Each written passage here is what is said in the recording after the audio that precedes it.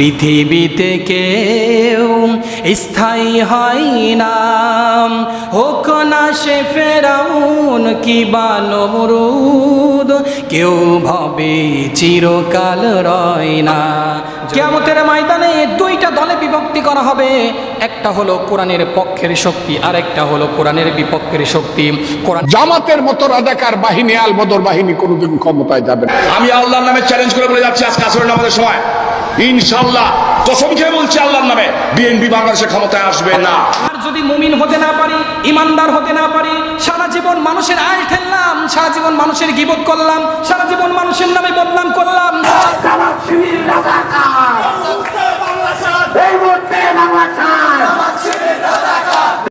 মানুষের নামে গীবত করলাম, সারা জীবন চুরি করলাম, ডাকাতি করলাম, জিনা ব্যভিচারী করলাম, আর আমার কাছে এসে বলবেন বড় মার রব বুকা, বলো তোমার রবকে, সঙ্গে সঙ্গে মুখটা ফাঁক হয়ে যাবে, আমরা জবাব দিতে পারবো না রব্বি আল্লাহ, কখনো জবাব দিতে পারবো না। আমাদের মুখটা শুধু ফাঁক হবে, কিন্তু আমরা বলতে পারবো না রব আল্লাহ। যদি বেঈমান হয়ে যদি আপনি কবরে মারা যান, ওই অন্ধকার কবরে আপনার জন্য রব্বি আল্লাহ হবে না, আপনি মুখ ফাঁক করে দাঁড়িয়ে থাকবেন, কখনো আপনার আল্লাহ রব্বুল আলামিনের প্রশংসা আপনি আদায় করার সাহস হবে না। আর কোরআনের বিপক্ষের শক্তি হবে তারা, আজকে মসজিদে আসবে না যারা, কোরআনের বিপক্ষের শক্তি হবে তারা, বাড়িতে বসে থাকবে যারা, কোরআনের বিপক্ষের শক্তি হলো তারা, রাস্তাঘাটে এলোমেলোভাবে ঢোড্ডার মতন ঘুরবে যারা। তোমরা যদি মুনাফিক হয়ে কিয়ামতের ময়দানে যদি দাঁড়াইতে না চাও, তাহলে এখন এই মসজিদে এসে আল্লাহ রাব্বুল আলামিনের কদমে সেজদা দেওয়া লাগবে। জোরে বলেন তেলাওয়াত করেন আউযু বিল্লাহি মিনাশ শাইতানির রাজিম। বিসমিল্লাহির রাহমানির রাহিম। মিনহা খালাকনাকুম ওয়া ফিহা নুঈদুকুম ওয়া মিনহা নুখরিজুকুম তারাতান উখরা। সাদাকাতা ইয়া রাব্বানা। সম্মানিত উপস্থিতি, আমি আপনাদের সামনে কোরআনুল কারীম থেকে আজকে আপনাদের সামনে যে বিষয়ের উপর আলোচনা হবে সেটা হলো কবরের মধ্যে 3টা প্রশ্নের জবাব করা হয়। কথা বলেন কয়টা? 3টা প্রশ্ন করা হয়। এই 3টা প্রশ্নের জবাব যদি কোনো ব্যক্তি দিতে পারে, আল্লাহ রাব্বুল আলামিন তাকে বিনা হিসাবে জান্নাতে পৌঁছায় দেবে। জোরে বলেন সুবহানাল্লাহ। এই 3টা প্রশ্নের জবাব কি আজকে আমরা সবাই জেনে যাব ইনশাআল্লাহ। আল্লাহ রাব্বুল আলামিন এই জন্য সর্বপ্রথমই যেটাকে বলা হয়েছে যে তোমাদের কাছে যখন জুমার দিন আসবে, যখন জুমার দিন আসবে, আমরা সারা সপ্তাহ ভরে যে নামাজ আদায় করি, 5 ওয়াক্ত নামাজ আদায় করি, কথা বলেন ঠিক কিনা? 5 ওয়াক্ত নামাজ আমরা আদায় করি। এই 5 ওয়াক্ত নামাজ একটা দিন জমা দেওয়া হয়, সেটা হলো জুমার দিন। জোরে বলি সুবহানাল্লাহ। এই আজকে হলো সেই জুমার দিন। যারা 5 ওয়াক্ত নামাজ আদায় করে না, তারা কি আজকের দিনে জমা দিবে? কথা বলেন ঠিক কিনা? কি জমা দিবে? আর যারা 5 ওয়াক্ত নামাজ আদায় করেছে, তারাই আজকে জুমার দিনে আল্লাহ রাব্বুল আলামিনের কাছে জমা দিবে। জোরে বলে সুবহানাল্লাহ। এই 5 ওয়াক্ত নামাজ এমন একটি নামাজ, যেই নামাজের মধ্যে মহান আল্লাহ সুবহানাহু ওয়া তাআলার কাছে বরাদ্দ হওয়া যায়, অর্থাৎ মহান আল্লাহ রাব্বুল আলামিনের সঙ্গে কথা বলা যায়। জোরে বলি সুবহানাল্লাহ। আমরা যখন সেজদা দিই, সেজদার সময় দোয়া কবুলের সময়, কথা বলেন ঠিক কিনা? সেজদার সময় দোয়া কবুলের সময় আমরা যখন সেজদায় গিয়ে বলতেছি সুবহানা রাব্বিয়াল আ'লা, বলেন সবাই সুবহানা রাব্বিয়াল আ'লা, এই দোয়াটা যখন বলা হয়, তখন আল্লাহ রাব্বুল আলামিন বলতেছেন তুমি যখন সেজদা দাও, ওই সেজদার সময় দোয়া কবুলের সময় জোরে বলে সুবহানাল্লাহ। হায় আল্লাহ, তুমি আমাকে ক্ষমা করো, আমাকে সুস্থ করো, আমাকে রিজিক দাও, কোন সুবহানাল্লাহ। এই নামাজের সময় হলো দোয়া কবুলের সময়। আজকে আমরা যারা নামাজ আদায় করি না, তাদেরকে দুটি পায়ে হাত ধরে বলতে চাই যে ভাই আপনি নামাজ আদায় করেন, আর আপনি জীবনের কয়টা দিন বেঁচে থাকবেন? আমাদেরকে হায়াত দিয়েছে 20 বছর, 30 বছর, 70 বছর, 100 বছর। এই হায়াতের জিন্দেগি যখন শেষ হয়ে যাবে তখন আমাদের আর কোনো কিছু করণীয় থাকবে না। মালাকুল মউত যখন আমাদের সামনে হাজির হয়ে যাবে, আমরা যেখানেই পালায়ন করার চেষ্টা করি না কেন, মালাকুল মউতের সামনে আমাদের হাজির হতে হবে। কথা বলেন ঠিক কিনা? আল্লাহ রাব্বুল আলামিন বলতেছেন, আমরা যখন আরবে আরোহের ভিতরে রূহের জগতে সমস্ত রূহগুলাকে একত্রিত করে আল্লাহ রাব্বুল আলামিন জবাব দিলেন, আলাস্তু বিরব্বিকুম, আমি কি তোমাদের প্রভু নই? এইবার রূহের জগতে এই সমস্ত রূহগুলাকে একত্রিত করে আমরা সমস্যার জবাব দিলাম, ক্বালু বালা, নিশ্চয়ই আপনি আমাদের রব, আপনি আমাদের পালনকর্তা, আপনি আমাদের সৃষ্টিকর্তা, আপনি আমাদের আইনদাতা।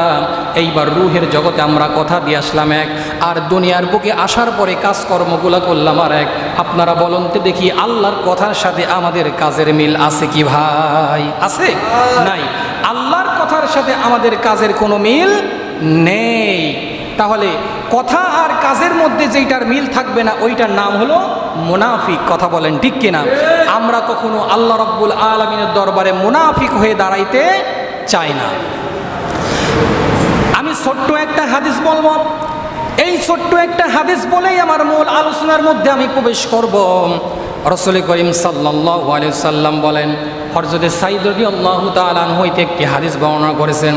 আল্লাহ রাসূল সাল্লাল্লাহু আলাইহি ওয়াসাল্লাম বলেন, কিয়ামতের ময়দানে দুইটা দলে বিভক্তি করা হবে। একটা হলো কোরআনের পক্ষের শক্তি, আর একটা হলো কোরআনের বিপক্ষের শক্তি। কোরআনের পক্ষের শক্তি হবে তারা আজকে মসজিদে এসে জুমার নামাজ পড়বে যারা। কথা বলেন ঠিক কিনা? কোরআনের পক্ষের শক্তি হবে তারা আজকে বাড়িতে না বসে জুমার দিনে মসজিদে এসে নামাজ পড়বে যারা। কোরআনের পক্ষের শক্তি হবে তারা বাড়িতে ঢুড্ডার মতন না করে মসজিদে এসে বক্তাদের ওয়াজ শুনে, আলোচনা শুনে জামাতে নামাজ আদায় করবে যারা। কথা বলেন ঠিক কিনা? আর কোরআনের বিপক্ষের শক্তি হবে তারা আজকে মসজিদে আসবে না যারা। কোরআনের বিপক্ষের শক্তি হবে তারা বাড়িতে বসে থাকবে যারা। কোরআনের বিপক্ষের শক্তি হলো তারা রাস্তাঘাটে এলোমেলোভাবে ঢোড্ডার মতন ঘুরবে যারা। কথা বলেন ঠিক কিনা? এই জন্য কোরআনের পক্ষের শক্তি হলে থাকতে হলে আল্লাহ রাব্বুল আলামিন বললেন, তোমরা যদি মুনাফিক হয়ে কিয়ামতের ময়দানে যদি দাঁড়াইতে না চাও, তাহলে এখনই মসজিদে এসে আল্লাহ রাব্বুল আলামিনের কদমে সেজদা দেওয়া লাগবে। জোরে বলেন মারহাবা। আসুন ভাই, আর লম্বা কথা না বলে মূল আলোচনার মধ্যে আমরা প্রবেশ করি। আল্লাহ রাব্বুল আলামিন বলতেছেন, মিনহা খালাকনাকুম ওয়া ফিহা নুঈদুকুম ওয়া মিনহা নুখরিজুকুম তারাতান উখরা। জোরে বলেন আল্লাহু আকবার। আল্লাহ রাব্বুল আলামিন বলেন, মিনহা খালাকনাকুম, যেই মাটি দিয়ে তোমাকে সৃষ্টি করা হয়েছে ওই মাটির গহীন তলেই তোমাকে যেতে হবে। কোনো রকমের কোনো সন্দেহ নেই, কোনো ছাড় দেওয়া হবে না। আমরা হলাম মাটির তৈরি, মাটির অন্ধকার কবরে আমাদেরকে যেতে হবে। আল্লাহ রাব্বুল আলামিন যখন আমাদেরকে তৈরি করলেন, যখন মানুষগুলা মৃত্যুবরণ করে কবরের মধ্যে রেখে আসা হবে, ওই মানুষ আর মানুষ থাকবে না। আপনি কবরটা যদি 2 বছর 3 বছর পর যদি খনন করেন, ওই কবরটা যদি করেন, ওই কবরটা যদি আপনি খনন করেন, ওই কবরের মধ্যে আপনি কোনো লাশ পাবেন না, ওই কবরের মধ্যে আপনি সামান্যতম মাটি পাবেন। কথা বলেন ঠিক কিনা? কারণ একজন মানুষকে যখন দাফন করা হয়, ওই মানুষটি আর মানুষ থাকে না। ওই মানুষটা 3 দিন 4 দিন পরে পেটটা ফুলে যায়, পেটটা পচে যায়, ফুলে যায়, হাড্ডি হয়ে যায়, কয়লা হয়ে যায়। ওই মানুষটি যখন 40 দিন হয়ে যায়, ওই মানুষটির যখন 2 মাস হয়ে যায়, 3 মাস হয়ে যায়, ওই মানুষটি আর মাটি থাকে না। ওই মানুষটি মাটির সঙ্গে মিশে যায়, মাটি হয়ে যায়, কিছু হাড্ডি এবং কয়লা পড়ে থাকে। কথা বলেন ঠিক কিনা? মানুষ আর মানুষ থাকে না। মানুষের যখন দেহখানাটা মাটির গহীন তলে যখন রেখে আসা হয়, 3 দিন 2 দিন পরে মানুষের পেটটা ফুলে যায়, মানুষের পেটটা পচন ধরে। ওই মানুষের কবরের মধ্যে থেকে, ভিতর থেকে যখন কবরটা খনন করা হয়, তখন ওই মানুষের ভিতর থেকে দেখবেন একটা দুর্গন্ধ বের হচ্ছে। কথা বলেন ঠিক কিনা? এই জন্য মানুষের, মুসলমানদের সুন্দর একটা কবরস্থান করা হয়, যেমন ভিতর থেকে দুর্গন্ধটা বের না হয়। 3.5 হাত কবর খনন করা হয়। ওই মানুষকে যখন মৃত্যুবরণ করা হয়, মানুষকে সুন্দরভাবে কবরে রেখে আসা হয়, ওই মানুষটি ভিতর থেকে যখন ডুকরে ডুকরে কাঁদতে থাকে। একজন মানুষ যখন মারা যায়, ওই আত্মীয় স্বজন 2 দিন 3 দিন কান্নাকাটি করে, 7 দিন কান্নাকাটি করে, দোয়ার মাহফিল করে, আত্মীয় স্বজনকে ডেকে সুন্দর সুন্দর খানাপেনা করে। 40 দিন চলে যায়, 80 দিন চলে যায়, 2 মাস চলে যায়, 3 মাস চলে যায়, 5 মাস চলে যায়, ওই মানুষটির আর খনন করার উপায় থাকে না। আল্লাহ রাব্বুল আলামিন ডাক দিয়ে বলেন, বান্দারে, ওই মানুষটি যখন মৃত্যুবরণ করে ওই মানুষের কিন্তু আর কোনো অস্তিত্ব থাকে না। এই জন্য আল্লাহ রাব্বুল আলামিন সঙ্গে সঙ্গে আয়াত নাজিল করে দিলেন। কি আয়াত নাজিল করে দিলেন? তোমরা যদি জাহান্নামী হয়ে যাও, তোমরা যদি জাহান্নামী হয়ে যাও, তাহলে জাহান্নামের তলদেশ থেকে তোমরা আসতে পারবে না। আল্লাহ রাব্বুল আলামিন বললেন, ওয়ালিল্লাযীনা কাফারু বিরাব্বিহিম আযাবু জাহান্নামা ওয়া বিইসাল মাসীর। আল্লাহ রাব্বুল আলামিন বলেন সূরা মুদ 29 নম্বর পারার 1 নম্বর পৃষ্ঠার 8 নম্বর লাইনের 5 নম্বর আয়াত এটা। আল্লাহ রাব্বুল আলামিন বলেন, ওয়ালিল্লাযীনা কাফারু বিরাব্বিহিম আযাবু জাহান্নামা। তোমরা যখন মৃত্যুবরণ করে কবর জগতে আসবা, ওই যে আয়াতের মধ্যে আসেন আল্লাহ পাক ডাক দিয়ে বলতেছেন, মিনহা খলাকনাকুম, ওই মাটির গহীন তলে তোমাকে যেতে হবে, কারণ মাটি দিয়েই তোমাকে তৈরি করা হয়েছে, মাটির অন্ধকার গহীন কবরে তোমাকে যেতে হবে। আল্লাহ পাক ডাক দিয়ে বলেন, বান্দারে, আর যদি তুমি জাহান্নামী হয়ে যাও, ওই আয়াতের মধ্যেই তুমি আসো, ওয়ালিল্লাযীনা কাফারু বিরাব্বিহিম আযাবু জাহান্নামা, তোমরা অবশ্যই জাহান্নামের তলদেশে যাবা যদি নেক কাজ আর আমল যদি দুনিয়ার বুকে অর্জন করে না আসো। কথা বলেন ঠিক কিনা? এই জন্য আমাকে আপনাকে সঠিক আমল অর্জন করার দরকার আছে না নাই? কথা বলেন আছে না নাই? আছে। আমার ভাইরা লক্ষ্য করুন, আল্লাহ রাব্বুল আলামিন এই জন্য বলতেছেন, আমি আয়াতের সর্বপ্রথমেই বলেছি আজকে বিষয় হবে 3টা বিষয়ের উপরে। কবরের মধ্যে যখন মানুষকে দাফন করা হয়, ওই মানুষকে 3টা প্রশ্ন করা হয়, মার রব্বুকা ওমান দীনুকা ওমান নাবিয়ুকা। এই 3টা প্রশ্নের জবাব যদি কোনো ব্যক্তি যদি সঠিকভাবে দিতে পারে, আল্লাহ রাব্বুল আলামিন বলেন ওই ব্যক্তিটা সরাসরি জান্নাতে প্রবেশ করবে। জোরে বলেন মারহাবা। আল্লাহ রাব্বুল আলামিন সঙ্গে সঙ্গে এবার ওই বিকেট থেকে ওই সঙ্গে সঙ্গে ওই আয়াতের সম্মুখীন দিয়ে আল্লাহ রাব্বুল আলামিন আয়াত নাযিল করে দিলেন, ইন্নাল্লাযীনা আমানু ওয়া আমিলুস সালিহাতি কানাত লাহুম জান্নাতুল ফিরদাউসি নুজুলা। আল্লাহু আকবার বলেন। আল্লাহ রাব্বুল আলামিন এই জন্য ডাক দিয়ে বললেন, বান্দাগুলা তোমরা শোনো, যদি তোমরা জান্নাতি হও, আল্লাহ পাক সঙ্গে সঙ্গে আয়াত নাযিল করে দিয়ে বলেন, ইন্নাল্লাযীনা আমানু ওয়া আমিলুস সালিহাতি কানাত লাহুম জান্নাতুল ফিরদাউসিল নুজুলা। বান্দার জন্য সবচাইতে বড় একটি জান্নাত তৈরি করে রেখেছেন, সেটা অন্য কোনো জান্নাত নয়, সেটা হলো জান্নাতুল ফিরদাউস। জোরে বলেন মারহাবা। আল্লাহ রাব্বুল আলামিন সবচাইতে বড় একটি জান্নাত তৈরি করে রেখেছেন, সেটা হলো জান্নাতুল ফেরদাউস। আমরা এখানে যারা এসেছি সবাই আমরা জান্নাতি মানুষ, জান্নাতে যেতে চাই। কথা বলেন ঠিক কিনা? আমরা সবাই কি জান্নাতে যেতে চাই? ইনশাল্লাহ। আমরা যদি জান্নাতে যেতে চাই, আজান হয়েছে 12:30, এখন বাজে প্রায় 1টা, মসজিদে মুসল্লি নাই, তাহলে আমরা কেমন মুসলমান বোঝা হয়ে গেছে। কথা কন ঠিক কিনা? আমরা কেমন মুসলমান জানা হয়ে গেছে। আজান হয়েছে 12:30, এখন বাজে 1টা, আর আলোচনা হবে মাত্র 15 মিনিট, তারপরে নামাজ শুরু হবে। তাহলে আমরা কেমন মুসলমান, কেমন ইমানদার, আমরা এখান থেকে প্র্যাকটিক্যালে প্রমাণ হয়ে যাচ্ছে। কথা বলেন ঠিক কিনা? হুজুর আলোচনা করে কাঁপায় ফেলছে, কিন্তু মুসল্লির কোনো খোঁজ, কথা কয় না, মুসল্লির কোনো খোঁজ নাই। এই গ্রামে লোক আছে না নাই? কথা বলেন আছে না নাই? এরাম চাঁদপুর গ্রামে আরো 10টা মসজিদ দেওয়া লাগবে। যদি প্রত্যেকটা ঘরের থেকে একজন করে ব্যক্তি যদি মসজিদে আসে, এমন মসজিদ আরো 10টা দেওয়া লাগবে। কথা বলেন ঠিক কিনা? কিন্তু আসবে না। ওই যে আমি সর্বপ্রথমই বলেছি, আপনি যদি মুনাফিক হয়ে যদি আল্লাহ রাব্বুল আলামিনের দরবার দেরাতে না চান, এখনই বাড়ির থেকে মসজিদে আসা লাগবে। কথা বলেন ঠিক কিনা? আমরা কিন্তু কখনো মুনাফিক হয়ে দাঁড়াইতে চাই না। আল্লাহ রাব্বুল আলামিন এই জন্য আয়াতের মধ্যে ডাক দিয়ে বললেন, তোমরা যখন কবর জগতে যাবা, প্রথম ধাপের মধ্যে আল্লাহ পাক ডাক দিবেন, তুমি যদি নামাজ আদায় করো, তুমি যদি সঠিক ঈমান অর্জন করো, কবরের মধ্যে সঙ্গে সঙ্গে তোমাকে প্রশ্ন করা হবে। সমস্ত মানুষগুলা মাটি দিয়ে, সমস্ত মানুষগুলা যখন দোয়া খায়ের করে যখন সব মানুষগুলো চলে যাবে, কবরের মধ্যে থেকে ওই মানুষটি দাঁড়িয়ে আল্লাহ রাব্বুল আলামিনের পক্ষ থেকে রুহু দেওয়া হবে। রুহু দেওয়ার সঙ্গে সঙ্গে এই মানুষটি জিন্দা হয়ে যাবে, ভিতরে বসে থাকবেন।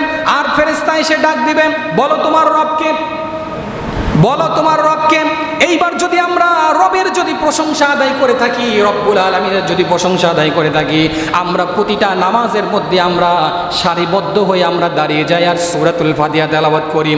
মক্কা শরীফের ইমাম তেলাওয়াত করে এক রকমের কণ্ঠ, মদিনা শরীফের ইমাম তেলাওয়াত করে এক রকমের কণ্ঠ, বাংলাদেশে আরেকটা মসজিদে যখন হুজুররা তেলাওয়াত করে আরেক রকমের কণ্ঠ, সূরাতুল ফাতিহা যখন তেলাওয়াত করে সমস্ত ভেদাভেদ ভুলে গিয়ে আল্লাহ রাব্বুল আলামিন যখন তেলাওয়াত করে আলহামদুলিল্লাহি রাব্বিল আলামিন। আল্লাহ রাব্বুল আলামিন সূরা ফাতিহার মধ্যে প্রশংসা দিলেন কার? আরো জোরে বলেন কার? সমস্ত প্রশংসা দিলেন আল্লাহর। আর এক আয়াতে আল্লাহ রাব্বুল আলামিন ডাক দিলেন আলহামদুলিল্লাহিল্লাযী আনজালা আলা আবদিহিল কিতাবি ওয়া লাম ইয়াজআল লাহু ইওয়াজা।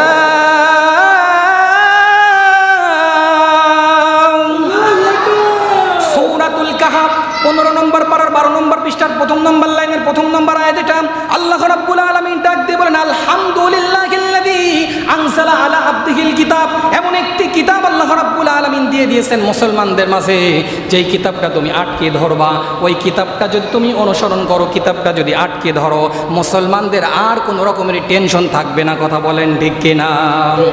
আর যদি আপনি মুসলমানদের যেই কিতাব আল গ্রন্থ নামক যেই কিতাব, এই কোরআনুল কারীম যে ব্যক্তি আটকে ধরবে সেই হলো প্রকৃত মুসলমান। কথা বলেন ঠিক কিনা? আমার ভাইরা লক্ষ্য করুন, আল্লাহ রাব্বুল আলামিন এবং দ্বিতীয় ধাপে বাগ দিয়ে বলতেছেন ওমান নাবিয়ুকা, বলো তোমার নবীকে। এইবার আল্লাহ রাব্বুল আলামিন যখন প্রশংসা আদায় করলেন, এই প্রশংসা দুনিয়ার বুকে যারা আদায় করবে, আল্লাহ রাব্বুল আলামিনের প্রশ্নের যখন জবাব দিবে, ফেরেশতা এসে ডাক দিয়ে বলবে বলো তোমার রবকে। আমি যদি সঠিক ইমানদার হয়ে থাকি, যদি মুমিন হয়ে থাকি, আমি সঙ্গে সঙ্গে জবাব দেব আমার রব। কথা বলেন, আমার রব আল্লাহ। আর যদি মুমিন হতে না পারি, ইমানদার হতে না পারি, সারা জীবন মানুষের আয় ঠেললাম, সারা জীবন মানুষের গীবত করলাম, সারা জীবন মানুষের নামে বদনাম করলাম, সারা জীবন মানুষের নামে গীবত করলাম, সারা জীবন চুরি করলাম, ডাকাতি করলাম, জিনা ব্যভিচারী করলাম, আর আমার কাছে এসে বলবেন বড় মার রব বুকা, বলো তোমার রবকে। সঙ্গে সঙ্গে মুখটা ফাঁক হয়ে যাবে, আমরা জবাব দিতে পারবো না রব্বি আল্লাহ, কখনো জবাব দিতে পারবো না। আমাদের মুখটা শুধু ফাঁক হবে, কিন্তু আমরা বলতে পারবো না রব আল্লাহ। যদি বেঈমান হয়ে যদি আপনি কবরে মারা যান, ওই অন্ধকার কবরে আপনার জন্য রব্বি আল্লাহ হবে না, আপনি মুখ ফাঁক করে দাঁড়িয়ে থাকবেন, কখনো আপনার আল্লাহ রব্বুল আলামিনের প্রশংসা আপনি আদায় করার সাহস হবে না। কথা বলেন ঠিক কিনা? আর আপনি যদি প্রশংসা আদায় করতে পারেন, আপনি যদি আল্লাহ রবের প্রশংসা আদায় করতে পারেন, সঙ্গে সঙ্গে আপনি বলবেন আমার রব। কথা বলেন, কোনো হিন্দিতে বলা হবে না, ইংলিশে বলা হবে না, উর্দুতে বলা হবে না, ফার্সিতে বলা হবে না, সঙ্গে সঙ্গে বলা হবে তোমার রব রব্বি আল্লাহ। সঙ্গে সঙ্গে বলা হবে বলো তোমার রবকে। তুমি যদি রবের প্রশংসা আদায় করে থাকো, তুমি সঙ্গে সঙ্গে বলবা তুমি আমাকে জিজ্ঞাসা করছো আমার রবকে। আমি যার প্রশংসা সারা জীবন আদায় করেছি, ইক্তিদা করেছি, মসজিদে এসে সেজদায় গিয়ে বলতেছি সুবহানা রাব্বিয়াল আ'লা, আমার রব। কথা বলেন, আমার রব আল্লাহ। রবের প্রশংসা করলেই সঙ্গে সঙ্গে জবাব দেব আমার রব আল্লাহ। এইবার যখন দ্বিতীয় প্রশ্ন করা হবে বলো তোমার ওমান নাবিয়ুকা, তোমার নবীকে, যেই নবীর অনুসরণ দুনিয়ার জমিনে করেছে, আর যারা দুনিয়ার বুকের নবীর অনুসরণ করে নাই, নবীর বিরোধিতা করেছে, নবীর নামে সমালোচনা করেছে, নবীকে গালি দিয়েছে, নবীর নামে বিরুদ্ধে কথা বলেছে, আল্লাহ রব্বুল আলামিনের সঙ্গে সঙ্গে মুখটা ফাঁক করে দেবে যে না, ওটা হলো দুশ্মন, ও নবীর নাম উচ্চারণ করতে পারবে না। আর যদি আমরা নবীর প্রশংসা আদায় করতে পারি, নবীর অনুসরণ যদি বাংলার জমিনে করতে পারি, সঙ্গে সঙ্গে বলবো আমার নবীকে। তুমি আমাকে জিজ্ঞাসা করছো আমার নাবিয়ুকা, আমার নবী হলো হযরত মুহাম্মদ রাসূলুল্লাহ সাল্লাল্লাহু আলাইহি ওয়াসাল্লাম। জোরে বলেন মারহাবা।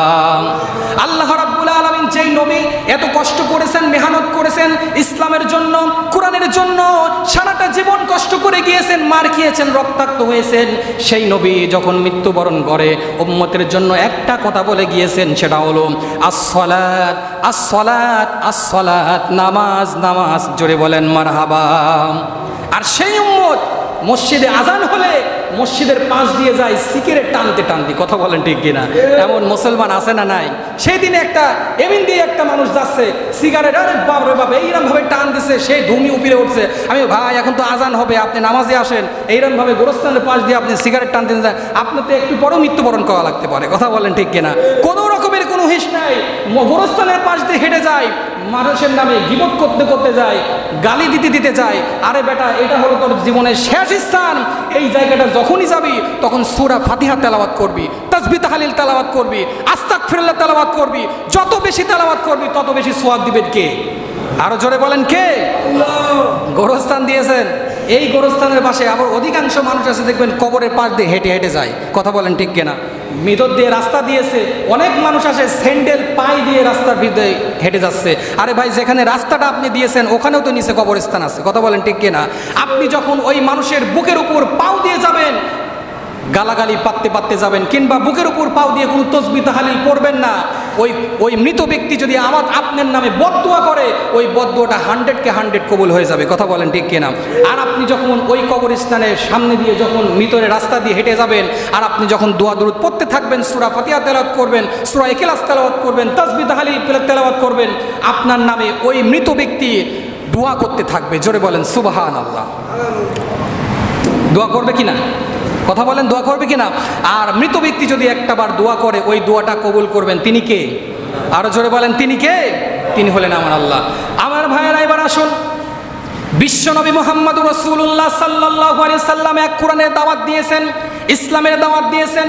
যখন কোরআনের দাওয়াত দিবেন, এই কোরআনের দাওয়াত দিতে গিয়ে যখন খাদিজাকে ডাক দিয়ে বললেন, খাদিজা রে, আমি এমন একজন ব্যক্তির কাছে আমি আজকে কোরআনের দাওয়াত দিতে যাব, তুমি একটু আমার মাথায় হাত বলে দিয়ে একটু দোয়া করে দাও। খাদিজা এবার ডাক দিয়ে বললেন, ইয়া রাসূলুল্লাহ, ইয়া হাবিবাল্লাহ, কোন ব্যক্তির কাছে আপনি কোরআনের দাওয়াত নিয়ে যাবেন একটু কি আমাকে বলা যায়? আপনি একটু আমার কাছে বলেন। এবার আল্লাহ রাসূল ডাক দিয়ে বললেন, খাদিজা রে, এমন একজন ব্যক্তির কাছে আজকে আমি কোরআনের দাওয়াত নিয়ে যাব, ওই ব্যক্তিটা যদি কোরআনের দাওয়াতটা গ্রহণ করে, তারপরও এসেই আমি তোমার কাছে এই কোরআনের জবাব দেব। জোরে বলেন মারহাবা। এইবার যখন কোরআনের দাওয়াত নিয়ে চলে গেলেন আবু জেহেলের কাছে দরজায় 3 বার নক করলেন। নক করার সঙ্গে সঙ্গে আবু জেহেল বের হয়ে আসলো। বের হয়ে আসার সঙ্গে সঙ্গে দেখে ভাতিজা দাঁড়া। ভাতিজাকে ডাক দিয়ে বললেন, ভাতিজা গো, কি জন্য তুমি আমার দরবারে এসেছো একটু কি বলা যায়?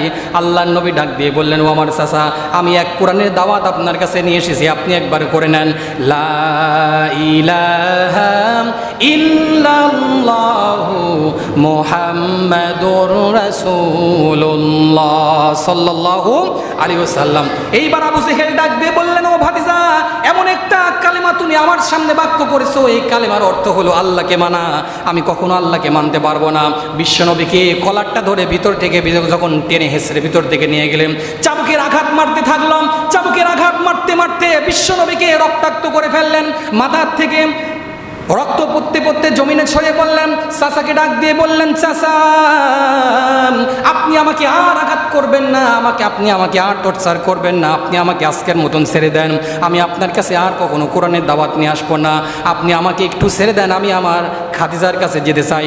সঙ্গে সঙ্গে কোনো রকম পাও হেসড়ে যখন খাদিজার কাছে চলে আসলেন, খাদিজার কাছে এসে যখন 3 বার নক করলেন, নক করার সঙ্গে সঙ্গে খাদিজা বের হয়ে আসলেন। খাদিজা বের হয়ে এসে দেখেন বিশ্বনবীর মাথার থেকে শুরু করে পাও পর্যন্ত এমনভাবে টর্চার করা হয়েছে, নির্যাতন করা হয়েছে, জুলুম করা হয়েছে, মাথার থেকে রক্ত টপ টপ করে জমিনে পড়তেছে। খাদিজা ডাক দিয়ে বললেন, ইয়া রাসূলুল্লাহ, ইয়া হাবিবাল্লাহ, আমি আপনাকে প্রথমেই নিষেধ করেছিলাম এমন একজন ব্যক্তির কাছে আপনি কোরআনের দাওয়াত নিয়ে যাবেন না, যে ব্যক্তিটা আপনাকে আঘাত করবে, টর্চার করবে, অত্যাচার করবে, জুলুম করবে, আপনি ওই ব্যক্তির কাছে কোরআনের দাওয়াত নিয়ে যাবেন না। আপনি কোথায় গিয়েছিলেন? বিশ্বনবী ডাক দিয়ে বললেন, খাদিজা গো, এমন একজন ব্যক্তির কাছে আজকে আমি কোরআনের দাওয়াত নিয়ে গিয়েছিলাম, আমার চাচা আবু জেহেলের কাছে। তখন খাদিজা ডাক দিয়ে বললেন, ইয়া রাসূলুল্লাহ, ইয়া হাবিবাল্লাহ, আপনি যদি সর্বপ্রথমে যদি আমাকে বলতেন আপনি আবু জেহেলের কাছে যাচ্ছেন, আমি খাদিজা, আমার জীবন চলে যাবে, আমি আপনাকে আবু জেহেলের কাছে যেতে দিতাম না। জোরে বলেন আল্লাহু আকবার। এইরকম হলো কোরআনের দাওয়াত। যখন একজন আলেম যখন কোরআনের দাওয়াত দেবে, ইসলামের দাওয়াত দিবে, সেই ইসলামের দাওয়াতটা গ্রহণ করা উচিত। কথা বলেন ঠিক কিনা? আরো জোরে বলেন কথা ঠিক কিনা?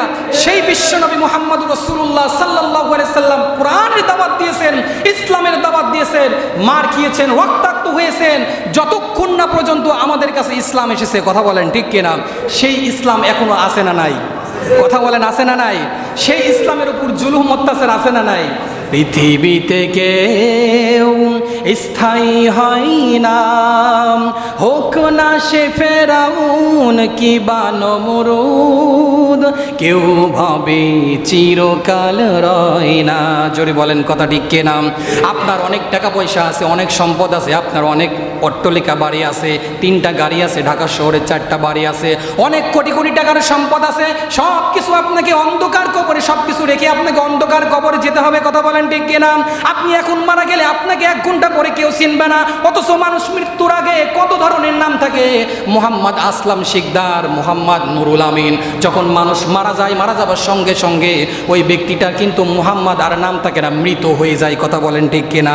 ওই মানুষটিকে কারণ 2 ঘন্টা 3 ঘন্টা পরে কবরে রেখে আসা হবে, ওই মানুষের আর কোনো দাম নাই। আপনি সামান্যতম চক্ষুখানা বন্ধ করে দেখেন, সব কিছু অন্ধকার, আপনাকে অন্ধকার কবরে পাড়ি দিতে হবে। আল্লাহ পাক এই জন্য প্রথম আয়াতে আল্লাহ পাক ডাক দিলেন, মিনহা খালাকনাকুম ওয়া ফিহা নুঈদুকুম ওয়া মিনহা নুখরিজুকুম তারাতান উখরা। আল্লাহু আকবার। আল্লাহ পাক ডাক দিয়ে বলেন, যেই মাটি দিয়ে তোমাকে সৃষ্টি করা হয়েছে ওই মাটির গহীন তলেই তোমাকে যেতে হবে। অমিনহা নুখরিজুকুম তারাতান উখরা, ওই মাটির গহীন তলেই তোমাকে যেতে হবে এবং ওই মাটি দিয়েই তোমাকে শাস্তি ভোগ করতে হবে। ঘোষণাকার, আরো জোরে বলেন ঘোষণাকার। আল্লাহ পাকের ওয়ার্ডার কখনো মিথ্যা হতে পারে না। এখন আপনি মারা যাবেন, আপনাকে আসরের নামাজে কবরস্থানে আপনাকে দাফন করা হবে। কথা বলেন ঠিক কিনা? এই মানুষের আর কোনো দাম নাই।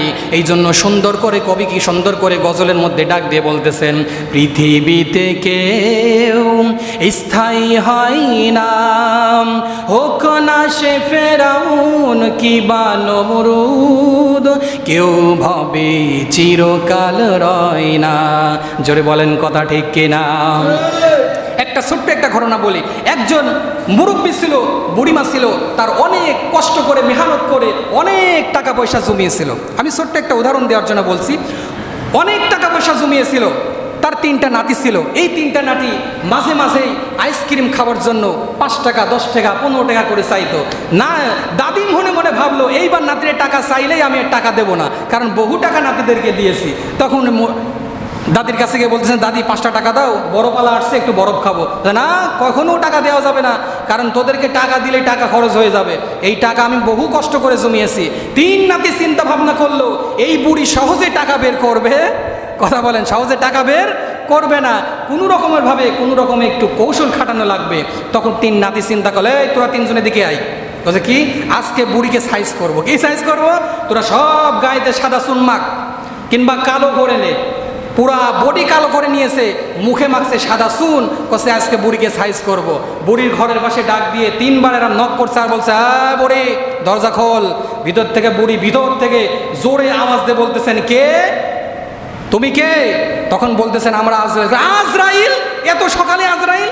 তখন বলছেন, ভাই কিবা আজরাইল, আমার কি এত সকালেই টিকিট হয়ে গিয়েছে? বলছে, হ্যাঁ তোর সকালেই টিকিট হয়ে গেছে, তাড়াতাড়ি দরজা খোল, তো জান কবজ হবে। তখন বুড়ি ডাক দিয়ে বলতেছেন, বাবা আজরাইল, আমার গোপন একটা কথা বলি, আমি অনেক কষ্ট করে মেহনত করে 1 টুকলা টাকা বানিয়েছি, আজকের মতন এই টুকলা টাকাটা তোমাকে দিচ্ছি, আজকের মতন তুমি আমাকে মাফ করে দাও।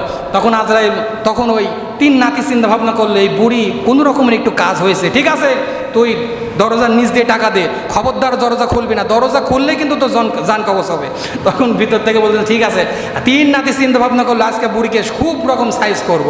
তখন ভিতর থেকে নিচ থেকে টাকাগুলো দিয়ে করলো, এই বুড়ির কাছে এতগুলি টাকা আছে, তার মানে আরো না কত টাকা আছে।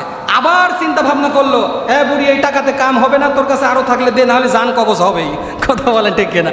তখন বলতেছেন, ঠিক আছে আজরাইল, আমার গোপন কথা তো বলে না, আমার বালিশের নিচে অনেক টাকা পয়সা আছে, সব কিছু তোমাকে দিয়ে দিচ্ছি, আজকের মতন তুমি আমাকে মাফ করে দাও। তখন বলতেছেন, ঠিক আছে, খবরদার দরজা খুলবি না, নিচ দিয়ে দিয়ে কোনো রকমের ভাবে দিয়ে আজকের মতন চলে যাচ্ছি। টাকাগুলো যখন দিয়ে দিয়েছে, নাতিরা খুশিতে বাগ আজকে আমাদের খুব ভালোই হলো, টাকা পয়সা সব নিয়ে নেওয়া হলো।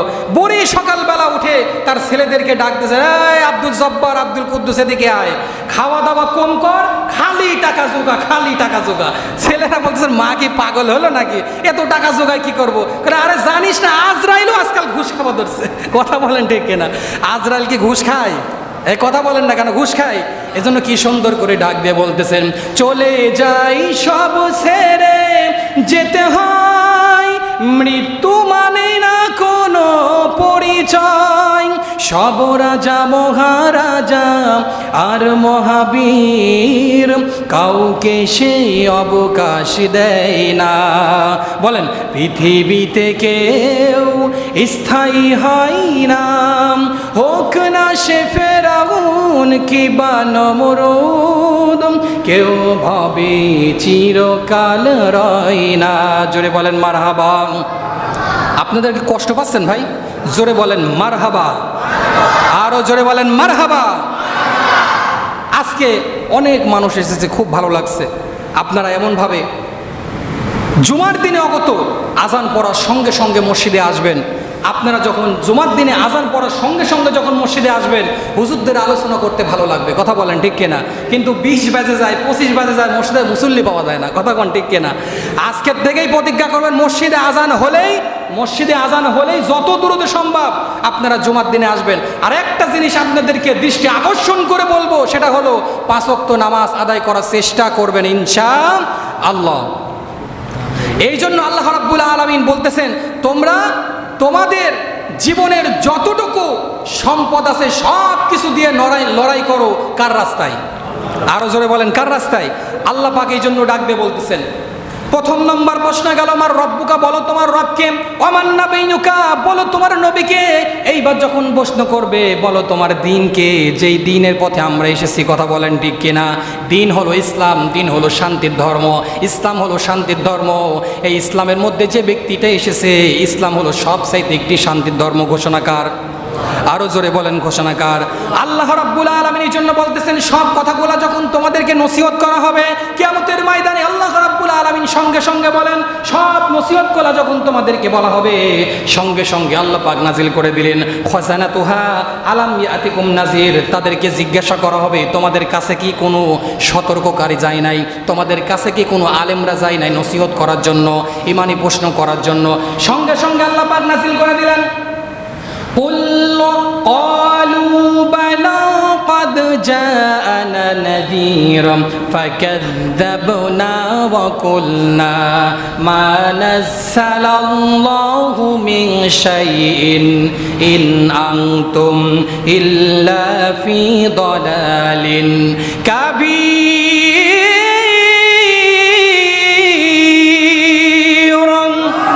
আল্লাহ রাব্বুল আলামিন বলেন, সূরা মূল 29 নম্বর পারা 1 নম্বর পৃষ্ঠার 11 নম্বর লাইনের 8 নম্বর আয়াত এটা।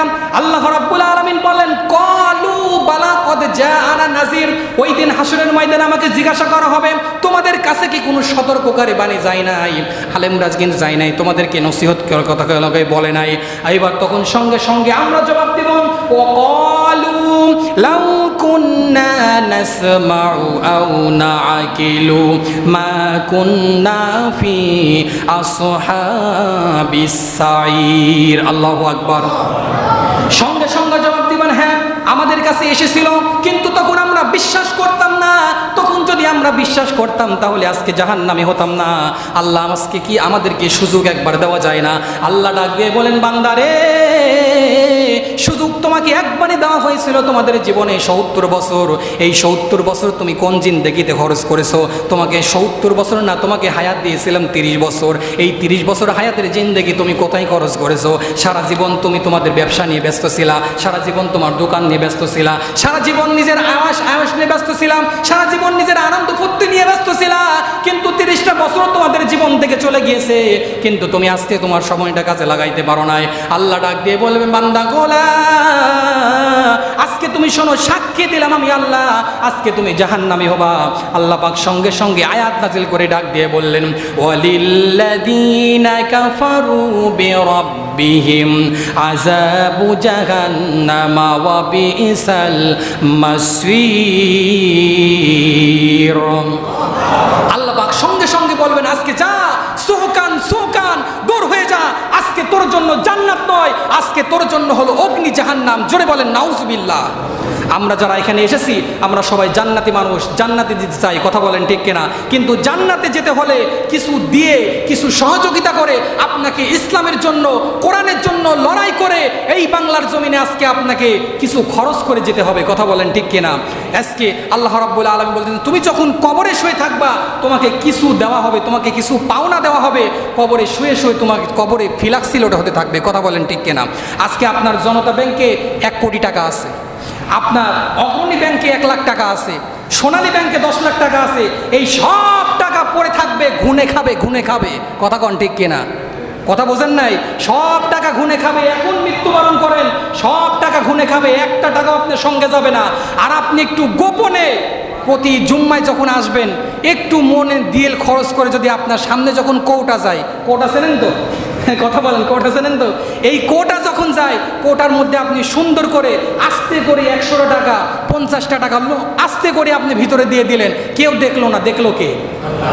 আর একটু আস্তে বলেন, দেখলো কে? আল্লাহ পাক দেখলো। এই জিনিসটা আপনি চালু করে যাবেন যে আমি প্রতি জুম্মায় যখন মসজিদে যাব 100 টাকা 50 টাকা 20 টাকা করে আমি রেগুলার দান করতে থাকবো।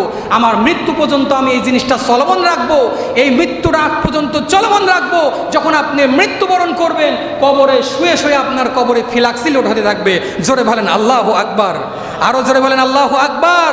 এই জন্য আল্লাহ রাসূল সাল্লাল্লাহু আলাইহি ওয়াসাল্লাম যখন যুদ্ধের ময়দানে গিয়েছিলেন, সব সাহাবীরা হাজার হাজার টাকা, লক্ষ লক্ষ টাকা, সোনা গয়না সব কিছু দিয়েছিলেন। আবু বক্করের কিছু ছিল না, সামান্যতম একটু দেরহাম ছিল। আবু বক্কর যখন দেরহামগুলা বিশ্বনবীর সামনে হাজির করলেন, তখন আবু বক্করকে ডাক দিয়ে বললেন, ও আবু বক্কর, সব সাহাবীরা সব কিছু দান করলো, তুমি শুধু সামান্যতম একটু দান করেছো। তখন আবু বক্কর বললেন, ইয়া রাসূলুল্লাহ, ইয়া হাবিবাল্লাহ, আপনার কাছে যেসব সাহাবীরা দান করেছে, কিছু সাহাবীরা কিছু বাড়িতে রেখে আসছে, আর কিছু আপনার কদমে দান করেছে। আমি আবু বক্কর এমনই একজন হতভাগা, আমার বাড়িতে যা কিছু ছিল সব কিছু আপনার কদমে ঢেলে দিয়েছি। সুবহানাল্লাহ বলেন। এই জন্য আল্লাহর রাস্তায়, কোরআনের জন্য, ইসলামের জন্য, মসজিদ মাদ্রাসায় আপনি যত বেশি দান করবেন, সওয়াব দিবেন কে? আরো জোরে বলেন কে? আমি আর লম্বা কথা করতে চাই না, আমি শুধু এতটুকুই বলতে চাই, আপনি যখন মসজিদে আসবেন মন খুলে দান করবেন। মসজিদ মাদ্রাসা এতিমখানায় আপনি যত বেশি দান করবেন, আপনি মনে করছেন হুজুর তো খালি ফরজ কথা করছে। এই যে কোরআনের আয়াত কেবল পড়লাম, ওয়ালিল্লাযীনা কাফারু বিরাব্বিহিম আযাবু জাহান্নামা, যখন আপনি জাহান্নামী হয়ে যাবেন, আল্লাহ পাক সঙ্গে সঙ্গে আয়াত নাজিল করলেন, ওয়ালাউ আন্নানা নাযালনা ইলাইহিমুল কিতাব, তখন সঙ্গে সঙ্গে বলবে, তোমার কাছে কি কোনো আলেমরা যায় নাই, দানের কথা বলে নাই, নামাজের কথা বলে নাই? তখন আপনি পালাইতে পারবেন না, সব কিছু রেকর্ড হয়ে থাকছে। কিরমান, কথা বলেন, কিরমান কাতিবিন, সব রেকর্ড হয়ে যাবে। এই জন্য আমার ভাইয়েরা, লম্বা কথা নয়, আমি শুধু এতটুকুই বলতে চাই, আমরা যখন অগত মসজিদে যখন আসব, আমরা মন খুলে আল্লাহর রাস্তায় দান করব। সওয়াব দিবেন কে? আরো জোরে বলেন কে? অনেক জায়গায় মসজিদে দেখা যায় কোটা ছাড়ে খালি টঙাস টঙাস করে শব্দ হয়। আমি কে রে ভাই, টঙাস টঙাস করে শব্দ হয় কে? হুজুর বোঝেন না, খালি 2 টাকার নোট দেয়। কথা ঠিক, আর 2 টাকার কয়েন আর 5 টাকার কয়েন দিয়ে ভরে দেয়। এখন খালি খুলে দেখে খালি 5 টাকার কয়েন, 10 টাকার কোনো খোঁজ নাই। এই জন্য আমি আপনাদের কাছে বলতে চাই, এই 10 টাকা 5 টাকা দিয়ে বাদ দেন। কথা বলছেন তো? 10 টাকা 5 টাকা দিয়ে বাদ দিয়ে একটা চার স্টলে বসলে আপনার প্রতিদিন 50 টাকা 100 টাকা খরচ হয়। আপনি 3 4টা 5টা করে চা খাচ্ছেন, এইটা খাচ্ছেন ওটা খাচ্ছেন, আর মসজিদে আসলেই ওরে বাবরে 10টা টাকা দেবো, থাকে 10 টাকা বিকালে চা খাবো না। কথা কন ঠিক কিনা? এই জায়গাটা আসলে আমাদের দানের সমস্যা ভাই। এই জন্য আসুন আমরা মন খুলে আল্লাহ রাস্তায় দান করব ইনশাআল্লাহ। আমি শুধু শেষ মুহূর্তে আপনাদের একটা দাওয়াত দিয়ে শেষ করতে চাই, সেটা হলো মসজিদে যখন আজান হবে, আপনাকে যে চাঁদপুর এসেই নামাজ আদায় করতে হবে না, আপনি যেখানে সুযোগ পাবেন সেখানে নামাজ আদায় করবেন। হুকুম কার? 5 ওয়াক্ত নামাজ আমরা সবাই আদায় করবো তো ইনশাআল্লাহ। আমরা দেখা যায় ফজরের সময় মুসল্লি পাওয়া যায় 12 জন। কয়জন? 12 জন। এখন তো অনেক মুসল্লি, ফজরের সময় মুসল্লি পাওয়া যায় না, আসরের সময় মুসল্লি পাওয়া যায় না। এই জন্য ভাই আমরা দৃষ্টি আকর্ষণ করে বলতে চাই, শুধু এতটুকু বলতে চাই, আমরা 5 ওয়াক্ত নামাজ আদায় করব সবাই বলেন ইনশাআল্লাহ। ওমা তৌফিকি ইল্লা বিল্লাহ। আসসালামু আলাইকুম ওয়া রাহমাতুল্লাহি ওয়া বারাকাতুহু।